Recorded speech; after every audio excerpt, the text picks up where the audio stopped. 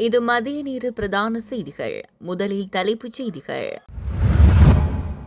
எரிபொருள் நிலையங்களில் மக்கள் நேற்று நீண்ட வரிசை, தட்டுப்பாடு என்ற பேச்சுக்கு இடமில்லை, தாராளமாக உள்ளது என்று அரசு அறிவிப்பு.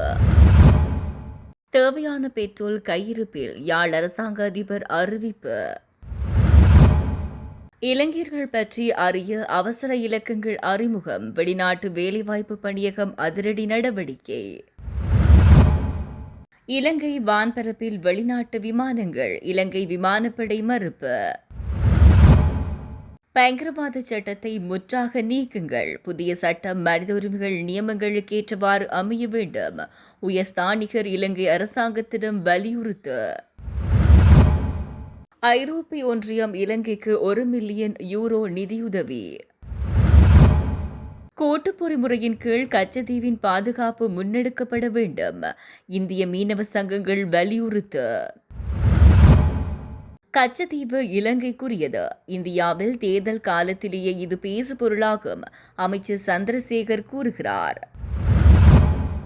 சர்ச்சைக்குரிய நிறுவனங்களிடமிருந்து தொடர்ந்தும் நிலக்கரி இறக்குமதி, விலைமனு கோரிக்கை ரத்து செய்யப்படவில்லை, சம்பிக்க ரணவக்க குற்றச்சாட்டு. ஜனவரியில் வாகன இறக்குமதிகள் வீழ்ச்சி, இலங்கை மத்திய வங்கி அறிவிப்பு. தற்போது போல நெல் சந்தைப்படுத்தல் சபை வரும் சிறுபோகத்திலும் தவறிழைக்க முடியாது, தயாராக இருக்க வேண்டும் என்கிறார் ரவிகரன். பயங்கரவாத தடை சட்டத்துக்கு நாம் முழுமையாக எதிரானவர்கள், இலங்கை தமிழரசு கட்சி. நீதிமன்றங்களை நவீனமயமாக்க உரிய நடவடிக்கை எடுக்கப்படும், கிளிநொச்சியில் பிரதமர் நீதியரசர். பயங்கரவாத தடை சட்டத்தை நீக்க கோரி 29,069 கையெழுத்துக்கள் அரசுக்கு. மத்திய கிழக்கு போர் பதற்றம், இலங்கையர்களுக்கு பாதிப்பில்லை, வெளிவிவகார அமைச்சு உத்தியோகபூர்வ அறிவிப்பு. தொடர்வது விரிவான செய்திகள். மத்திய கிழக்கு பிராந்தியத்தில் நிலவு வரும் போர் பதற்றம் காரணமாக அங்கு வசிக்கும் இலங்கையர்களுக்கு இதுவரை எவ்வித பாதிப்புகளும் ஏற்படவில்லை என்று இலங்கை வெளிவிவகார அமைச்சு உத்தியோகபூர்வமாக அறிவித்துள்ளது. அங்குள்ள நிலவரங்கள் குறித்து வெளிவிவகார அமைச்சு வெளியிட்டுள்ள விரிவான தகவல் வருமாறு. மத்திய கிழக்கில் ஏற்பட்டுள்ள அசாதாரண சூழ்நிலையை அடுத்து பிராந்தியத்தில் உள்ள அனைத்து இலங்கை தூதரகங்கள் மற்றும் துணை தூதரகங்களுடன் வெளிவிவகார அமைச்சு தொடர்ச்சியான மற்றும் மிக நெருக்கமான தொடர்புகளை பேணி வருகிறது. அமைச்சின் உயர்மட்ட அதிகாரிகள் நிலைமைகளை உன்னிப்பாக கண்காணித்து வருகின்றனர். போர் பதற்றம் நிலவும் பகுதிகளில் வசிக்கும் இலங்கையர்கள் பின்பற்ற வேண்டிய விசேட பாதுகாப்பு வழிகாட்டல்கள் அந்தந்த நாட்டு தூதரகங்கள் ஊடாக ஏற்கனவே வழங்கப்பட்டுள்ளன. அந்த வழிகாட்டல்களை சரியாக பின்பற்றி மிகுந்த அவதானத்துடன் செயற்படுமாறு அங்குள்ள இளைஞர்களை அமைச்சு கேட்டுக் கொண்டுள்ளது. தற்போதைய நிலவரப்படி இளைஞர்களுக்கு பெரிய அளவிலான பாதிப்புகள் எதுவும் ஏற்படவில்லை என உறுதிப்படுத்தப்பட்டுள்ளதுடன் அவர்களின் பாதுகாப்பை உறுதிப்படுத்த தேவையான அனைத்து மேலதிக நடவடிக்கைகளும் முன்னெடுக்கப்பட்டு வருவதாகவும் வெளிவிவகார அமைச்சு மேலும் குறிப்பிட்டுள்ளது. மத்திய கிழக்கு பிராந்தியத்தில் நிலவு வரும் பதற்றமான சூழலை கருத்தில் கொண்டு அங்குள்ள இலங்கை தொழிலாளர்கள் மற்றும் உறவினர்கள் பற்றிய தகவல்களை உடனுக்குடன் அறிந்து கொள்வதற்காக இலங்கை வெளிநாட்டு வேலைவாய்ப்பு பணியகம் விசேட அவசர தொலைபேசி இலக்கங்களை அறிமுகப்படுத்தியுள்ளது. பாதிக்கப்பட்ட பகுதிகளில் உள்ளவர்கள் அல்லது இலங்கையில் உள்ள அவர்களின் உறவினர்கள் தகவல்களை பரிமாறிக்கொள்ள பின்வரும் இலக்கங்களை பயன்படுத்த முடியும். அவசர அழைப்பாக 1989 வாட்ஸ்அப் அல்லது IMO இலக்கங்களாக 0719802822 என்ற தொலைபேசி இலக்கங்களூடாக தொடர்பு கொண்டு மேலதிக விவரங்கள் மற்றும் உதவிகளை பெற்றுக்கொள்ள முடியும் என வெளிநாட்டு வேலைவாய்ப்பு பணியகம் அறிவித்துள்ளது. மத்திய கிழக்கில் உள்ள இளைஞர்களின் பாதுகாப்பை உறுதிப்படுத்தும் நோக்கில் தூதரகங்களுடன் இணைந்து முன்னெடுக்கப்படும் விசேட கண்காணிப்பு நடவடிக்கைகளின் ஒரு பகுதியாகவே இந்த சேவை ஆரம்பிக்கப்பட்டுள்ளது. கிழக்கு பிராந்தியத்தில் ஏற்பட்டுள்ள போர்ச்சூழலால் இலங்கையில் எரிபொருள் தட்டுப்பாடு ஏற்படும் என்ற அச்சத்தில் நாடு முழுவதும் உள்ள எரிபொருள் நிரப்பு நிலையங்களில் நேற்று மாலை முதல் இரவு வரை மக்கள் நீண்ட வரிசைகளில் காத்திருந்தமையே அவதானிக்க முடிந்தது. எனினும் இத்தகைய அச்சம் தேவையற்றது என்று இலங்கை பெட்ரோலிய கூட்டுத்தாபனம் அறிவித்துள்ளது. இதுகுறித்து கூட்டுத்தாபனத்தின் தலைவர் டிஜே ராஜகருணா ஊடகங்களுக்கு வழங்கிய விசேட விளக்கத்தின் முக்கிய அம்சங்கள் வருமாறு: இலங்கையில் தற்போதுள்ள கையிருப்பு மற்றும் அடுத்தடுத்து நாட்டை வந்தடையவுள்ள எரிபொருள் கப்பல்களின் விவரங்களின்படி எந்தவித தடையுமின்றி விநியோகத்தை முன்னெடுக்க முடியும். குறிப்பாக பெட்ரோல் இன்னும் 37 நாட்களுக்கு போதுமான அளவு கையிருப்பில் உள்ளது. ஆட்டோ டீசல் இன்னும் 35 நாட்களுக்கு போதுமான அளவு உள்ளது. விமான எரிபொருள் இன்னும் 47 நாட்களுக்கு போதுமான அளவு சேமிப்பில் உள்ளது. இலங்கைக்கு தேவையான சுத்திகரிக்கப்பட்ட எரிபொருள் பெரும்பாலும் இந்தியா, சிங்கப்பூர், கொரியா மற்றும் மலேசியா போன்ற நாடுகளிலிருந்து இறக்குமதி செய்யப்படுகின்றன. எனவே மத்திய கிழக்கில் உள்ள ஹார்முஸ் நீரிணை மூடப்பட்டாலும் கூட எமது இறக்குமதிக்கு அது பெரிய அளவில் பாதிப்பை ஏற்படுத்தாது. மசகு எண்ணெய் இறக்குமதிக்கு மாத்திரமே சிறிய பாதிப்புகள் ஏற்பட வாய்ப்புள்ளது. இருப்பினும் தற்போது எம்மிடம் உள்ள மசகு எண்ணெய் கையிருப்பு 1 மாத காலத்துக்கு முழுமையாக போதுமானது. எனவே பொதுமக்களோ அல்லது வாகன சாரதிகளோ தேவையற்ற முறையில் கலக்கமடைய வேண்டாம் என்றார். ஒரு கப்பல் கூட வராவிட்டாலும் கூட குறிப்பிட்ட காலத்துக்கு தடையின்றி விநியோகம் செய்ய முடியும் என உறுதிபட தெரிவித்துள்ள அவர், மக்கள் தேவையற்ற முறையில் எரிபொருளை சேமிக்க முற்பட வேண்டாம் என்றும் அத்தகைய பதற்றமே தேவையற்ற நெருக்கடிகளை உருவாக்கும் என்றும் கேட்டுக் கொண்டுள்ளார். யாழ் மாவட்டத்துக்கு தேவையான பெட்ரோல் கையிருப்பில் உள்ளதால் மக்கள் பீதியடைய தேவையில்லை எனவும் செயற்கை தட்டுப்பாட்டை தவிர்க்குமாறும் யாழ் மாவட்ட அரசாங்க அதிபர் மருதலிங்கம் பிரதீபன் அறிவித்துள்ளார். காங்கேசன்துறையில் உள்ள பெட்ரோல் களஞ்சியம் வழமை போல ஞாயிற்றுக்கிழமை மூடப்படுவதால் சகல எரிபொருள் நிலையங்களுக்கும் நாளை திங்கட்கிழமையிலிருந்து பெட்ரோல் விநியோகிக்கப்படும் என அவர் தெரிவித்தார். இலங்கை பெட்ரோலிய கூட்டுத்தாபன தலைவர் DJASTS ராஜபக்சவுடன் தொலைபேசி மூலம் தாம் தொடர்பு கொண்டபோது நாட்டுக்கு தேவையான ஒரு மாதத்துக்கான பெட்ரோல் கையிருப்பில் இருப்பதாக தம்மிடம் தெரிவித்துள்ளார் எனவும் அரசாங்க அதிபர் தெரியப்படுத்தியுள்ளார். நீதிமன்றங்களில் நிலுவையில் உள்ள வழக்குகளை நிறைவுறுத்துவதற்கும் நீதிமன்றங்களை நவீனமயப்படுத்துவதற்கும் நடவடிக்கை எடுக்கப்படும் என பிரதமர் நீதியரசர் பிரித்தி பத்மன் சூரசேன தெரிவித்துள்ளார். பிரதமர் நீதியரசர் பிரித்தி பத்மன் சூரசேன கிளிநொச்சி நீதிமன்ற வளாகத்துக்கு நேற்று முன்தினம் பிற்பகல் விஜயம் செய்திருந்தார். பிரதமர் நீதியரசரை கிளிநொச்சி மேல் நீதிமன்ற நீதிபதி AT அலெக்ஸ் ராஜா, மாவட்ட மற்றும் நீதவான் நீதிமன்ற நீதிபதிகள், நீதிமன்ற உத்தியோகத்தர்கள், சட்டத்தரணிகள் வரவேற்றனர். தொடர்ந்து நீதிமன்றத்தில் நடைபெற்ற கலந்துரையாடலில் பங்கேற்ற பிரதமர் நீதியரசர் மேல் நீதிமன்றம், மாவட்ட நீதிமன்றம், நீதவான் நீதிமன்றம் ஆகியவற்றை பார்வையிட்டு குறைபாடுகளையும் கேட்டறிந்து கொண்டார்.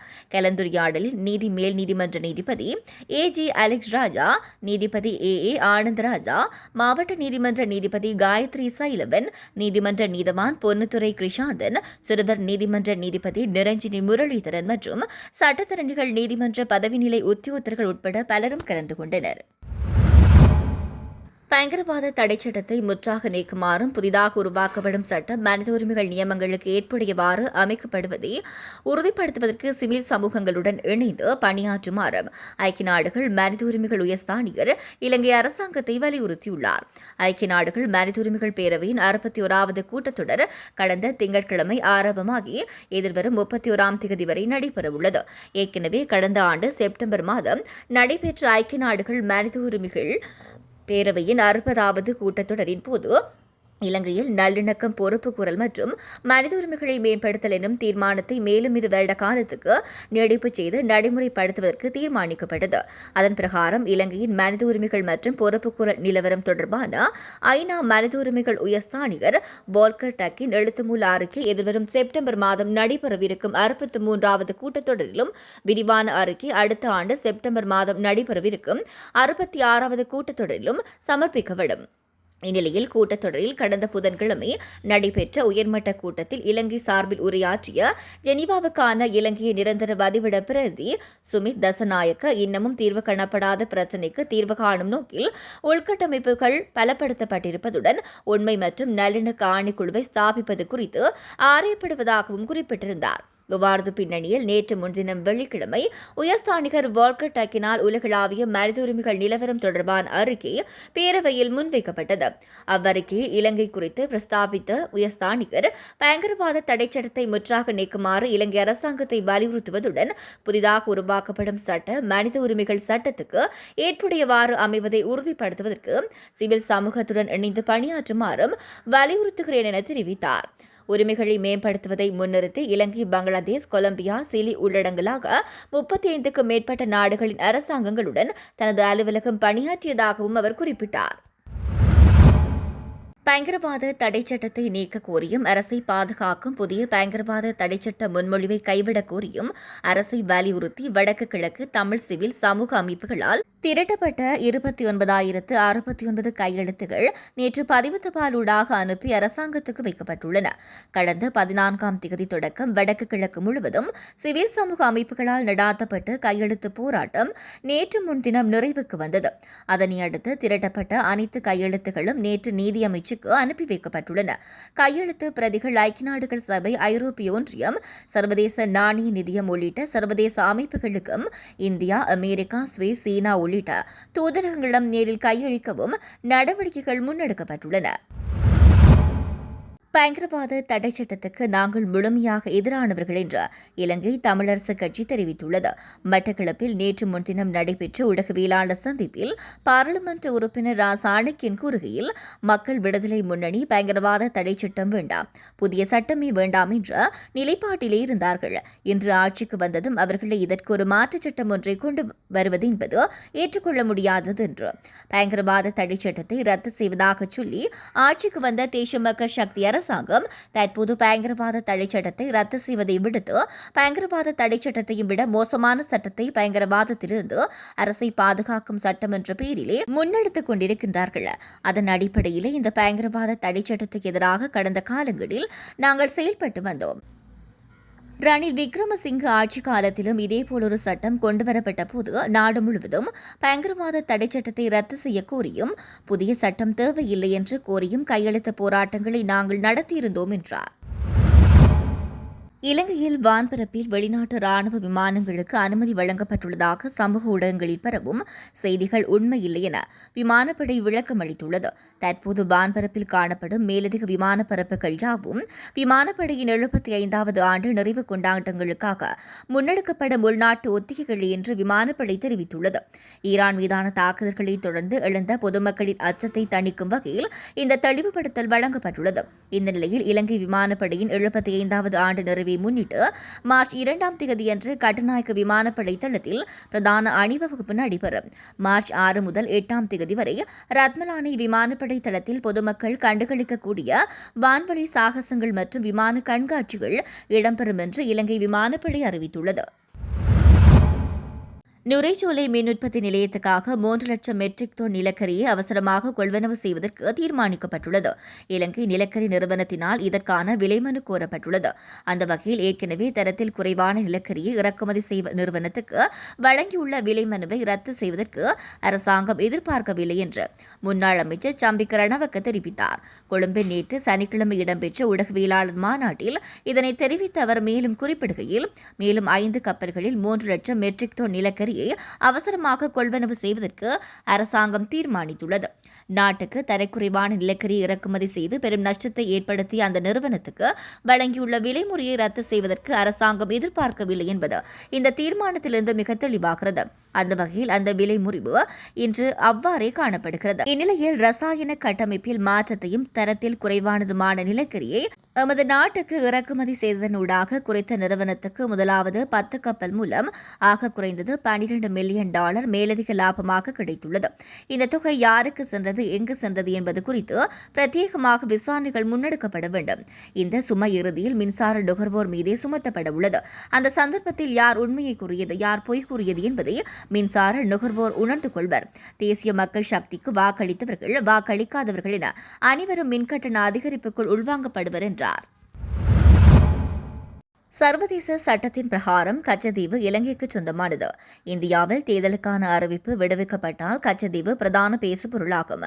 கச்சத்தீவு இலங்கைக்குரியது என்பதில் எவ்வித மாற்றமும் கிடையாது என கடற்றொழில் மற்றும் நீரியல் வளங்கள் அமைச்சர் ராமலிங்கம் சந்திரசேகர் தெரிவித்தார். புனித கச்சத்தீவு அந்தோனியார் திருவிழாவில் நேற்று சனிக்கிழமை கலந்து கொண்டதன் பின்னர் ஊடகங்களுக்கு கருத்து வெளியிடுகையிலேயே அவர் மேற்கண்டவாறு கூறினார். அவர் மேலும் தெரிவிக்கையில், இலங்கைக்கும் இந்தியாவுக்கும் இடையிலான நல்லுறவின் ஒரு அடையாளமாக கச்சத்தீவு புனித அந்தோனியார் ஆலயம் காணப்படுகிறது.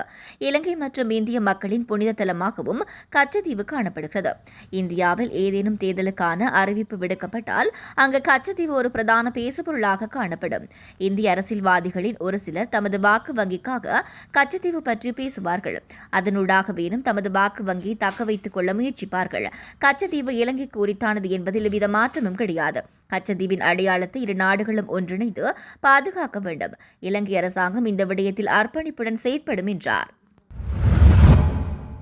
இலங்கை இந்திய மீனவர் பிரச்சினைக்கு தீர்வு காண இரு நாடுகளின் அரசாங்கங்களும் பேச்சுவார்த்தையில் ஈடுபடுகின்றனவே தவிர இதுவரையில் தீர்வு கிடைக்கவில்லை.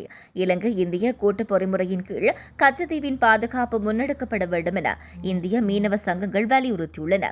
கச்சத்தீவு புனித அந்தோனியார் திருவிழா நேற்று சனிக்கிழமை வெகு விமர்சையாக கொண்டாடப்பட்ட நிலையில் பெரும்பாலான இந்திய மீனவர்கள் மற்றும் மீனவ சங்கத்தினர் கலந்து கொண்டனர். தெற்காசிய மீனவ தோழமை சங்கத்தின் பொதுச் செயலாளர் அருட்தந்தை சேஷில் கச்சத்தீவு வருடாந்த திருவிழாவை இலங்கை அரசாங்கம் சிறப்பாக நடத்தியதாகவும் பக்தர்களுக்கு தேவையான வசதிகளை ஏற்படுத்தி கொடுத்ததாகவும் குறிப்பிட்டார்.